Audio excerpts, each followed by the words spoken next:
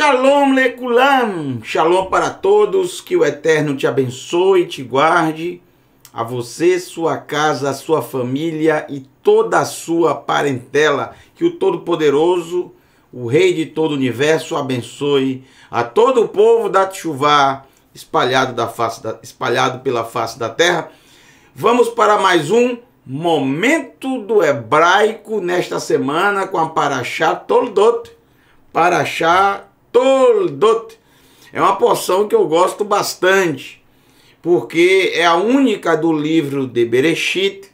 No livro de Gênesis, no livro de Bereshit, são 10 porções que os patriarcas, os nossos pais, são protagonistas. 6 para o nosso pai Yaakov, 3 para nosso pai Abraham, vimos as 3 agora, a última é Hayei Sará, e apenas uma em que Yitzhak é protagonista. E por sinal, é a que eu mais gosto, particularmente é a porção que eu mais gosto. É uma porção muito bonita, muito linda. Eu realmente gosto bastante de estudar essa porção. A porção Toldot, genealogia. Eu gostaria de trazer muitos textos para vocês sobre essa porção, mas isso vai ficar para o professor que vai trazer, que vai expor a porção Toldot. Então, eu vou trazer para vocês, eu ia trazer apenas um texto, como é a proposta do momento do hebraico, mas eu vou abrir uma exceção para essa porção e eu vou trazer 2 versos em sequência da porção Toldot, genealogia. Então, apertem os cintos, pois o nosso tempo no momento do hebraico é muito curto.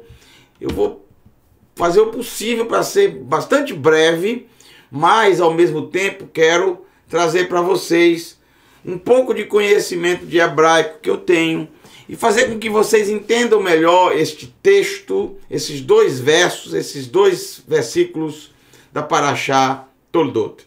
Então vamos lá para Bereshit, Gênesis. Abençoado sejas tu, Adonai. Bendito seja o teu nome.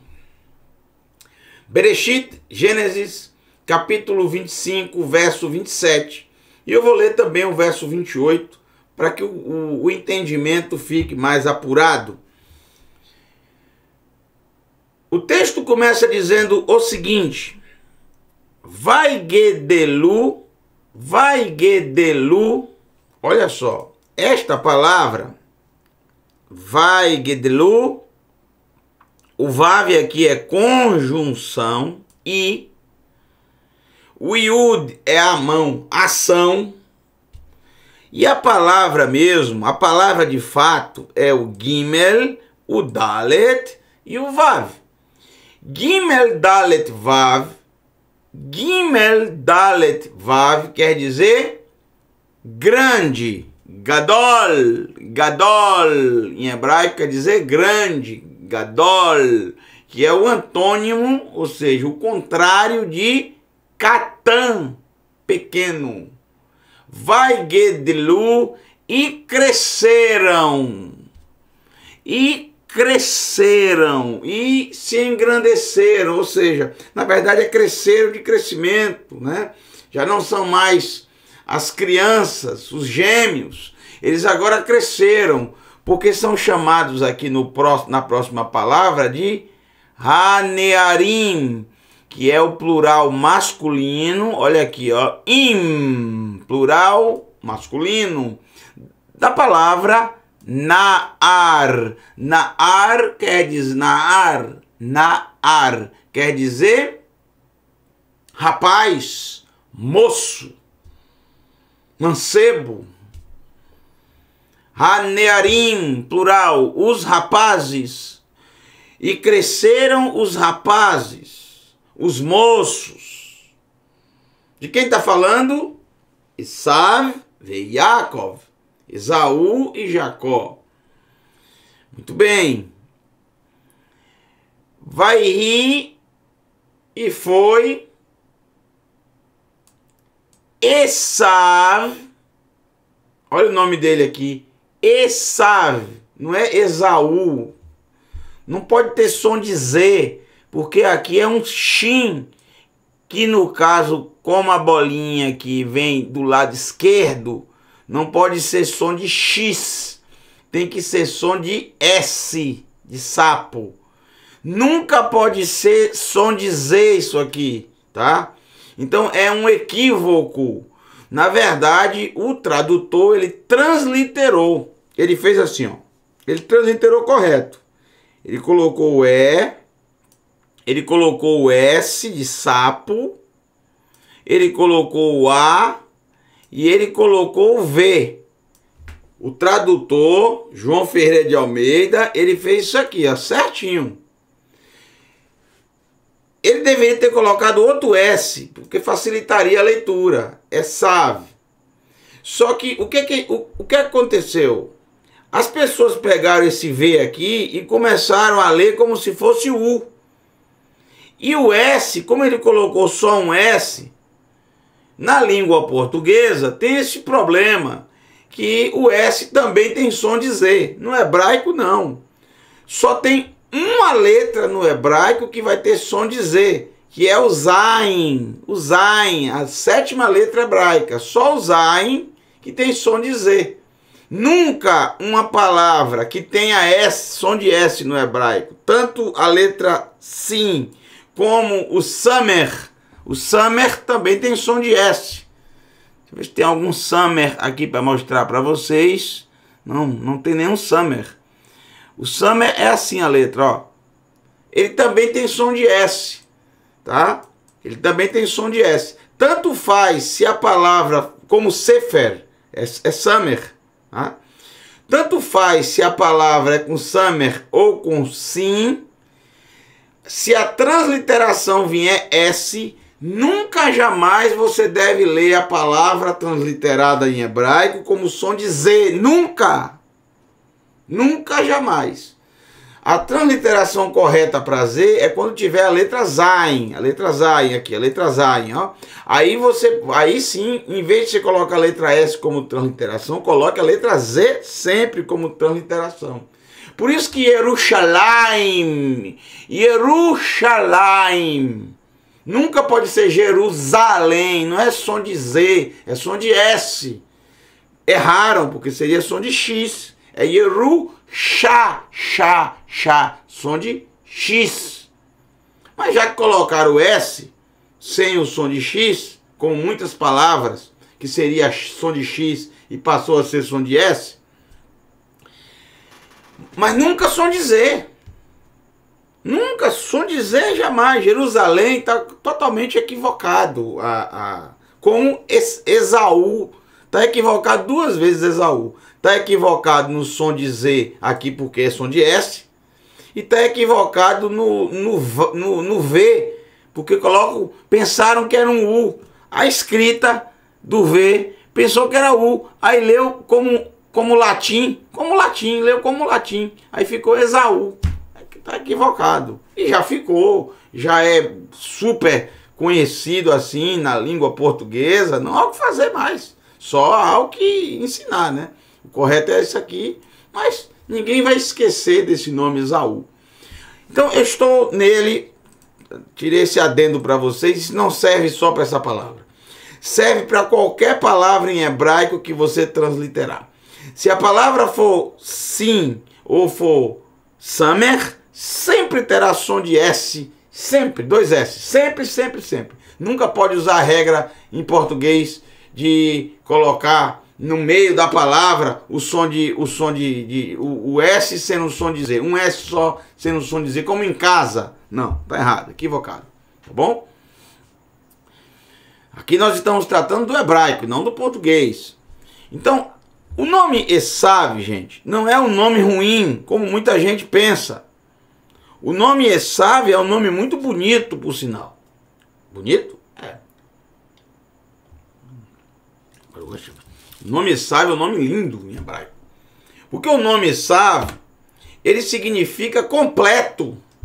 Ele significa repleto. Ele significa pleno. Entendeu? Plenitude. Olha o nome Esav. O Ain, valor numérico 70. O Sim ou Shin, valor numérico, tanto faz, 300. E o Vav, valor numérico 6. Esav, ok? Esav. Se você somar 300 mais 70 mais 6, você vai ter o valor numérico 376.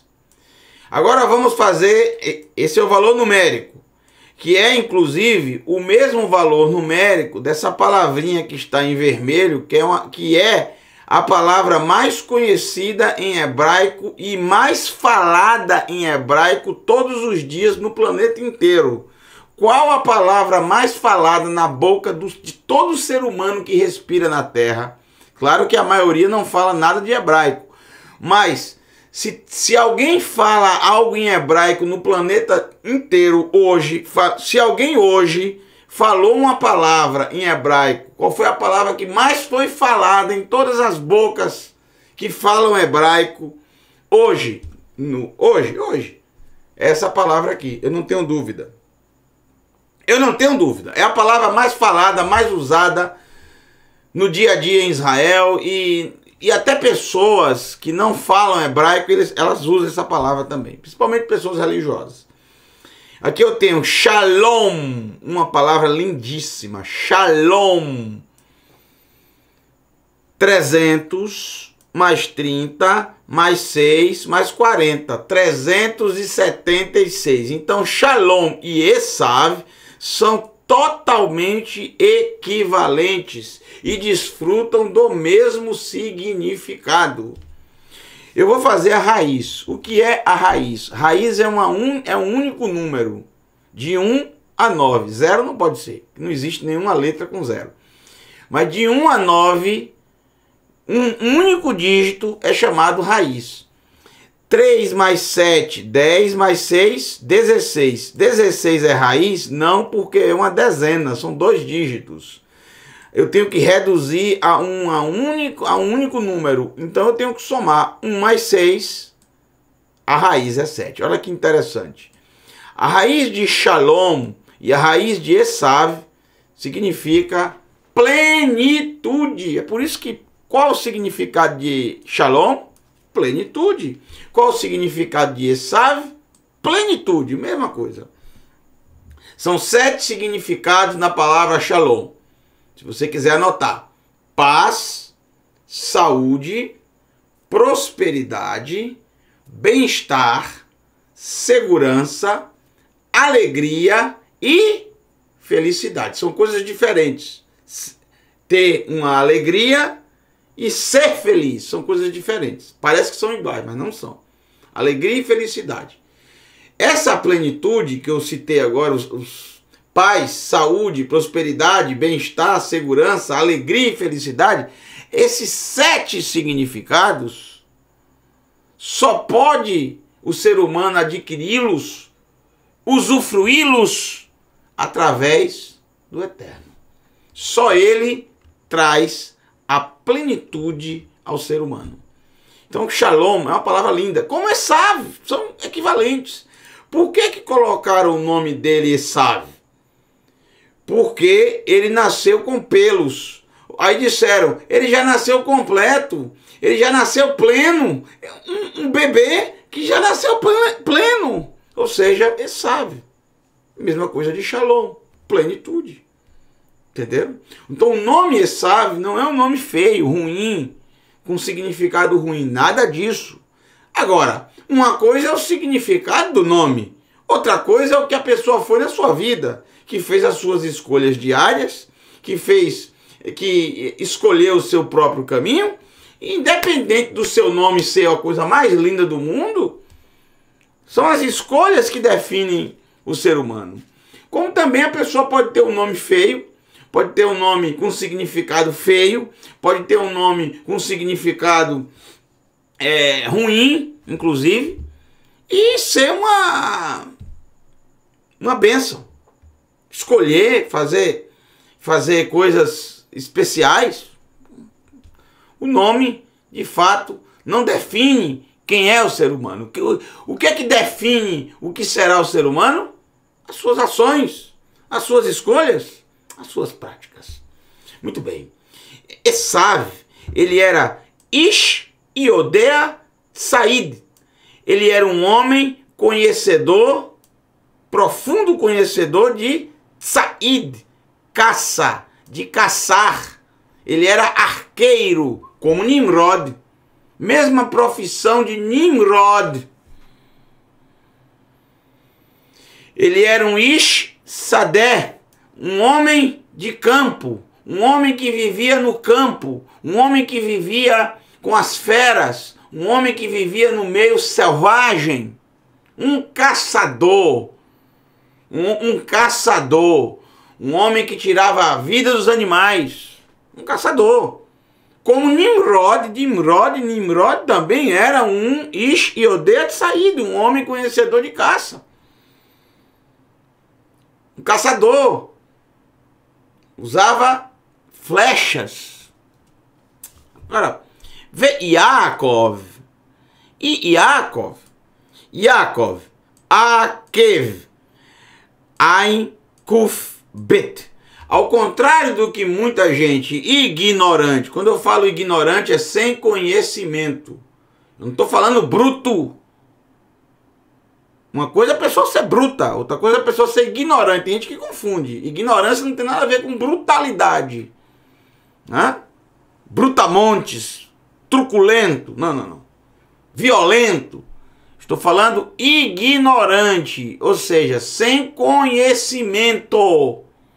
Porque uma pessoa que não tem o conhecimento de seja lá o que for, é ignorante.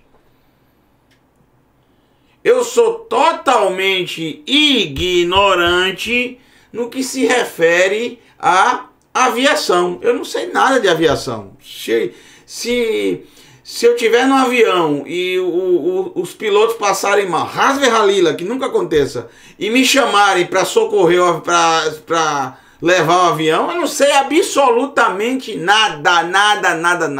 Aí que eu vou derrubar o avião de vez. Que eu sou ignorante. Tá? Eu sou ignorante em muitas áreas da vida. Porque é impossível você ter conhecimento de tudo. A gente pode ter uma pequena noção. Mas eu considero ignorante quando eu não domino determinadas áreas. Por exemplo, eu não domino a mecânica. Eu sou ignorante no que se refere à mecânica. Né? Eu sou ignorante. Não sei.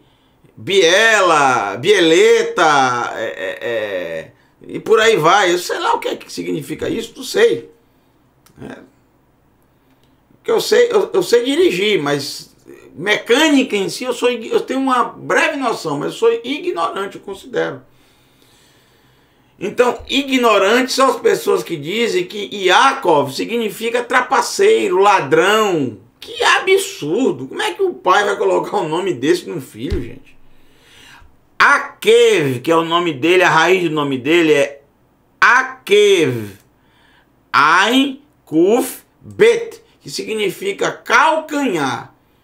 Os nomes, na maioria das vezes, eram colocados nas crianças quando nasciam, ou o nome era colocado, porque sempre o nome vinha depois. Ninguém dava o nome antes, a não ser que houvesse uma revelação divina. Quando o Eterno dizia, o nome vai ser tal, aí era exceção. Mas os nomes, as pessoas não davam o nome na hora. Eles esperavam nascer e, através de um fato ocorrido, eles colocavam o nome. Normalmente, um fato ocorrido tinha muito a ver com o parto, porque o parto é sempre muito traumático, não importa que parto seja, sempre um parto será traumático, marcante, né? Sempre deixa um trauma, principalmente para as mulheres, né? É um momento muito tenso, ainda mais naquela época, ainda mais Rivka, que estava tendo os seus 2 únicos filhos gêmeos. Imagine só que situação. Já era complicado na época ter um filho, imagine 2 de vez. Então, quando esse ave sai todo peludo, é ave. Por quê? Porque ele é todo peludo, completo. E o outro vai sair agarrado ao calcanhar do seu irmão, Yaakov. Porque a mão que segura o calcanhar. Na língua hebraica, esse ditado, a mão que segura o calcanhar, Yaakov, é o significado seguinte: a mão que agarra as oportunidades. Porque quem agarra o calcanhar está por baixo. O calcanhar, aqui é um pé, eu sou ignorante. Isso não é um pé, isso é um martelo. Eu sou ignorante no que se refere a desenho, gente. Já as minhas duas filhas, Ruth e Sara, na ordem inversa, são exímias desenhistas. Assim como o filho de Daniel, do Moré Daniel, o rico.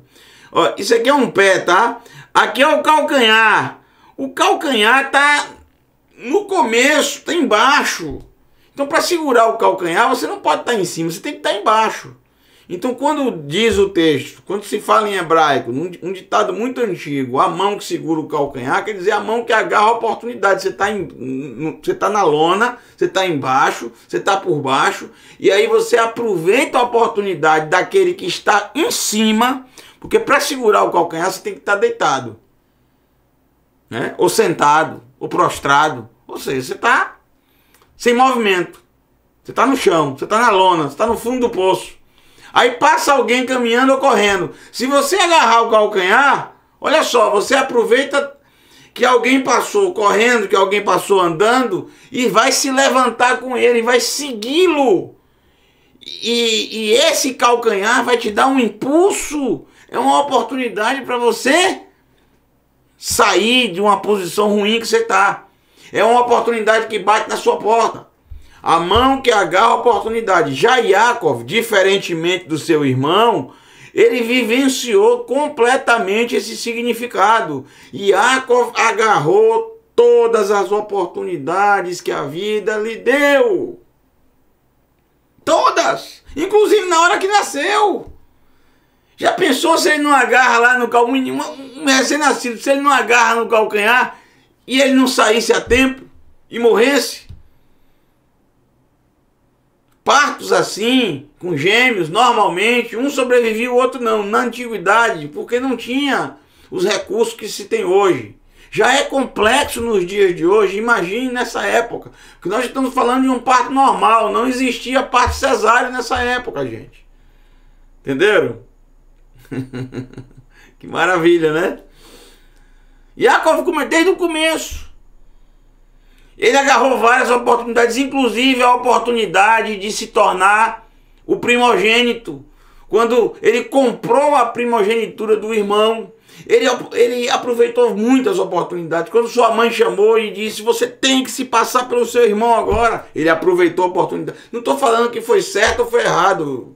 Eu considero totalmente errado o que a mãe e ele fez. E ele pagou por isso, ele foi punido por isso. Me dá que nega de me dar. Medida contra medida. Ele enganou o pai, aproveitou a cegueira do pai, se passou pelo irmão mais velho, e vai acontecer mais lá frente, logo depois, quando ele vai agarrar uma oportunidade também que ele não tinha como pagar o dote por Rachel. Então o que é que ele faz? Ele trabalha 7 anos, ele agarrou a oportunidade. Ele pagou o dote com trabalho. Agarrou. Mas aí, aproveitaram da cegueira dele, do escuro, e em vez de colocar a mais nova, colocaram no lugar da mais nova, colocaram a mais velha, se passando pela mais nova. O contrário do que aconteceu com ele. Ele era o mais novo e se passou pelo mais velho. Me dá que nega de me dar. Medida contra medida. Mas as oportunidades ele foi aproveitando assim, uma a uma. Sempre. Até o final da sua vida. Yaakov, a mão que agarra a oportunidade, que não deixa a oportunidade passar. Bom, se Esav, ele era um caçador, qual a profissão de Yaakov? A profissão de Yaakov é a mesma profissão de Abraham, de Yitzhak.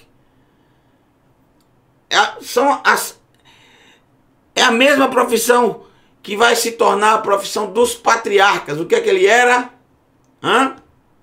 Roê. Pastor. Roí é meu pastor.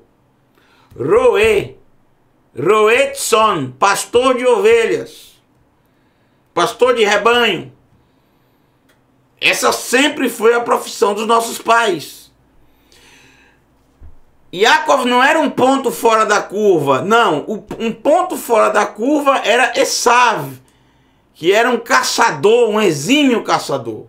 Olha a diferença de alguém que cuida de ovelhas, que é uma profissão muito bonita e você tem que se dedicar demais àquilo. Se dedicar demais, você se dedica totalmente. Você conhece cada ovelha. E elas te conhecem. E elas confiam em você. Tô falando no pastor, né? É uma profissão, você se arrisca por elas, tá? E elas encontram sempre do pastor ali abrigo, afeto, afago, proteção, alimentação.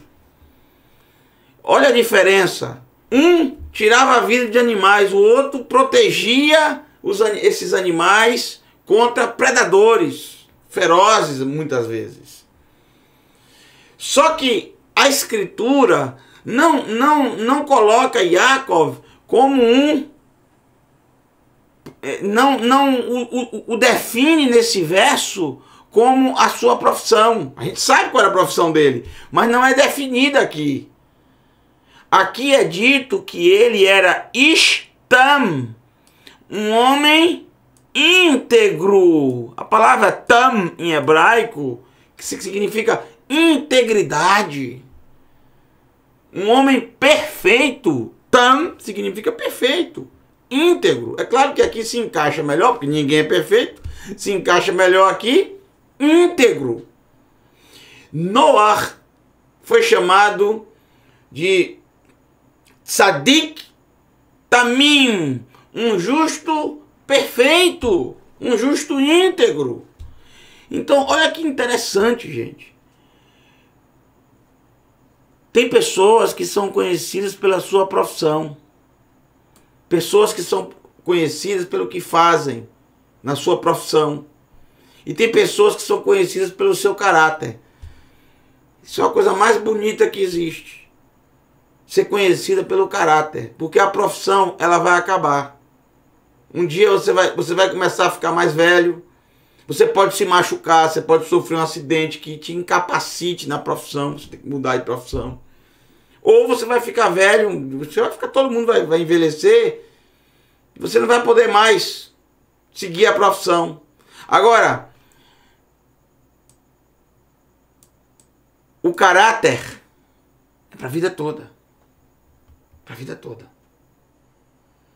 Porque vai chegar um tempo que Esav não será mais um Iodei Atsaid, um homem conhecedor de caça. Vai chegar um tempo que ele não será mais, vai ser um velho, vai ser chamado de velho. Um velho chato.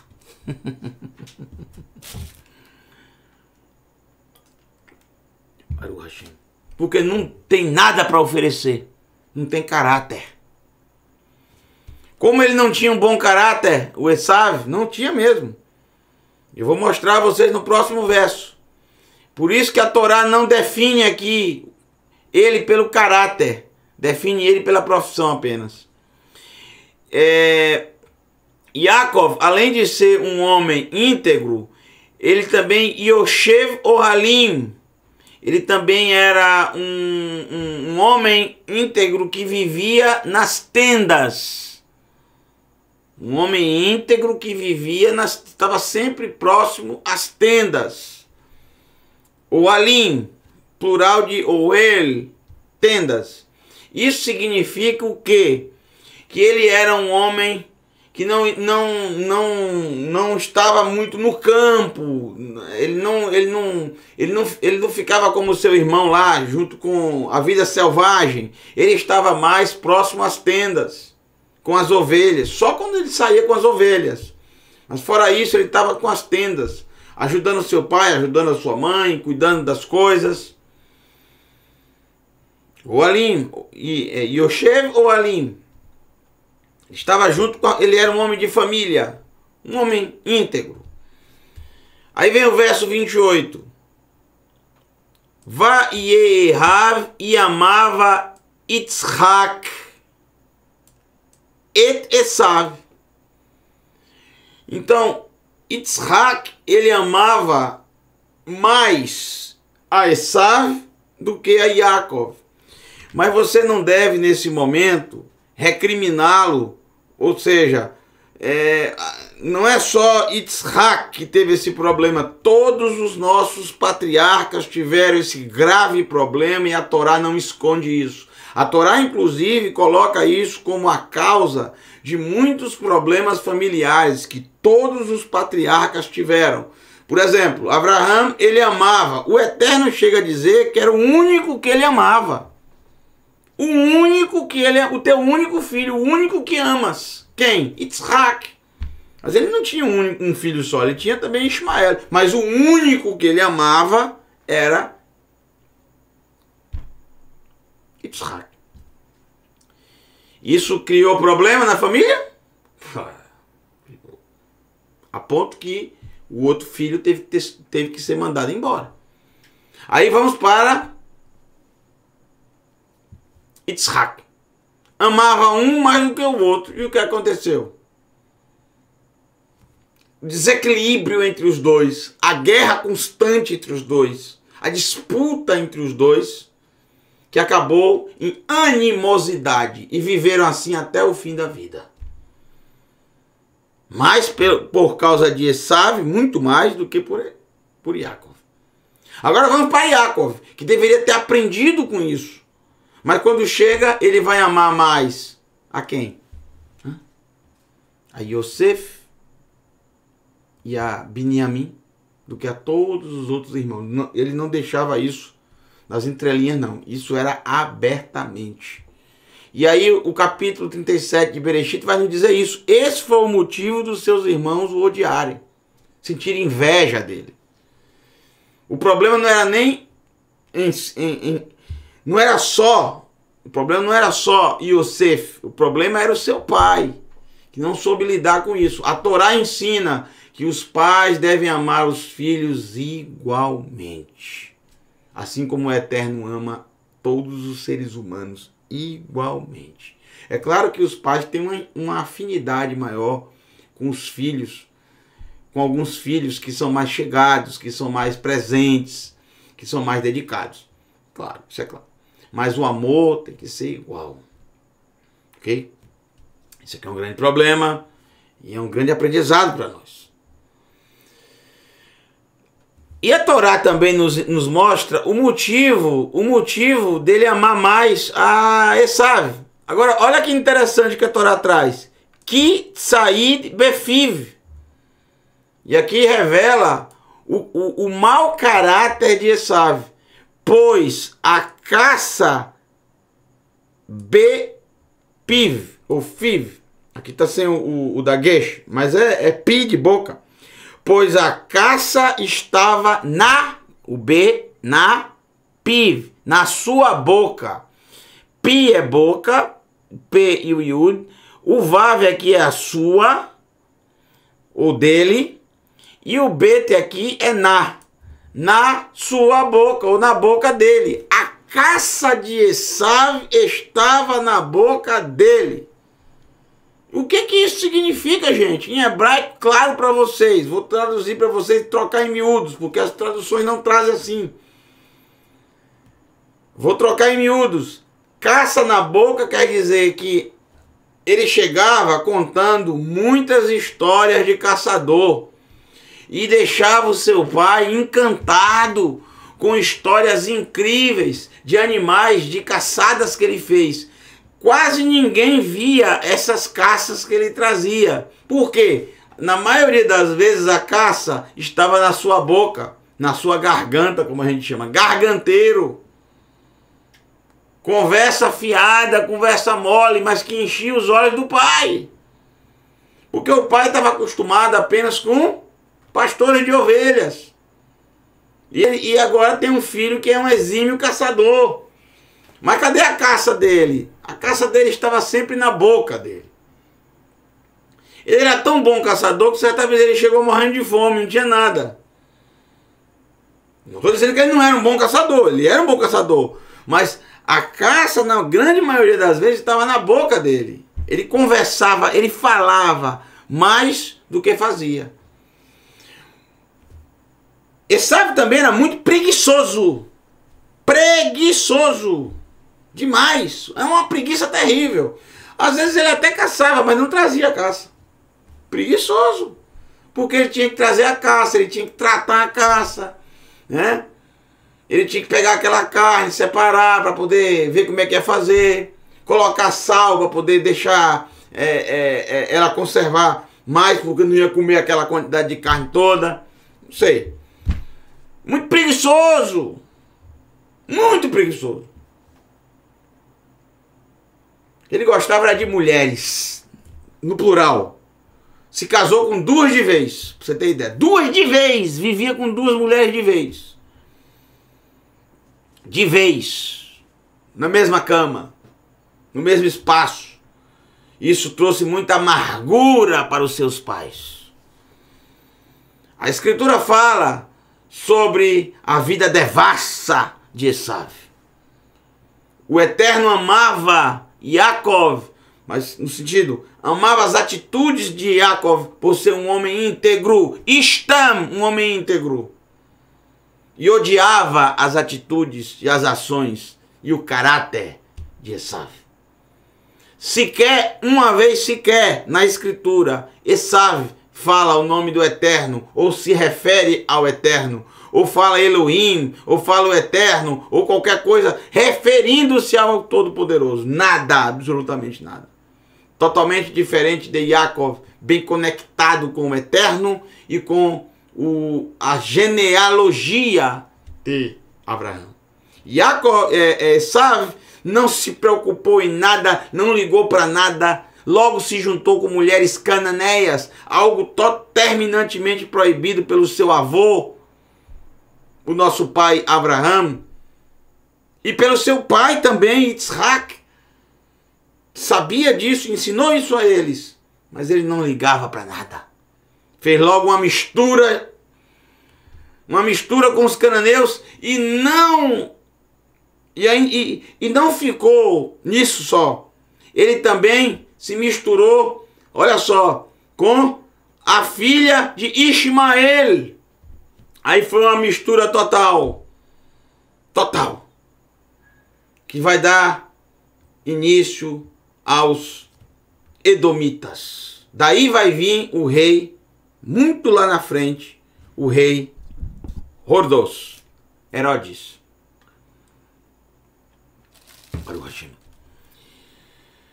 Verífica. E aqui também temos um problema. A mãe, o Revet et Yaakov, não dá o motivo.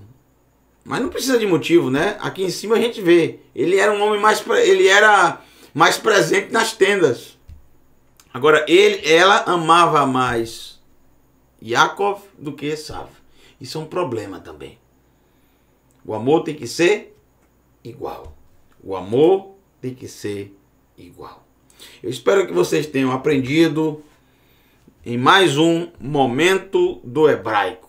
Que o Eterno abençoe a todos vocês. Vamos finalizar com uma canção, já que falamos sobre pastores, sobre pastor de ovelhas. Deixa eu colocar essa canção aqui. Bisdot Beit-Lehem, nos campos de Beit-Lehem, nos campos de Belém. Como é traduzido para o português, Beit-Lehem, casa do pão. Essa canção lembra muito David Amelech, o rei David, que foi de Beit-Lehem e cuidava das ovelhas nessa região. Muito difícil, um trabalho muito difícil. Passava noites e noites no frio, ou durante o dia no extremo calor, muitas vezes sem água, muitas vezes sem nada para comer, apenas um pedaço de pão e sal. Levava sal, porque o sal é um anti-inflamatório, e muitas vezes se cortava a perna em algum arbusto, E colocava sal, colocava azeite. Tinha que saber os lugares certos para levar o rebanho.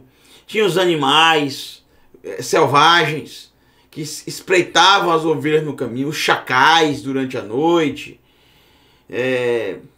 os abutres rondando, né, esperando algum animal ser morto para poder comer. É muito difícil. As ovelhas ficavam estressadas com os uivos dos chacais, e aí você tinha uma flauta para poder tocar e acalmar as ovelhas. Isso que Davi da Melech fazia, acalmava as ovelhas. Mas ele não, como todo pastor tocava um instrumento, uma flauta, ele tocava, mas ele tocava não simplesmente para acalmar as ovelhas, mas ele aproveitava o momento e criava os salmos, né, de louvor ao Eterno. Vamos lá, Bisdot Beit Lehem com vocês, Tzamad Rapavarim, a dupla dos suburbanos. Uma canção lindíssima, né? Lindíssima, lindíssima, lindíssima. Bisdot Beit Lehem. Ach לנשר ולעית, אין לי שם ואין לי בית, חלילי, ילל, ילל, חלילי. עד ליל הוסיף ללכת, אם תרמירוין על שכם, חלילי, ילל.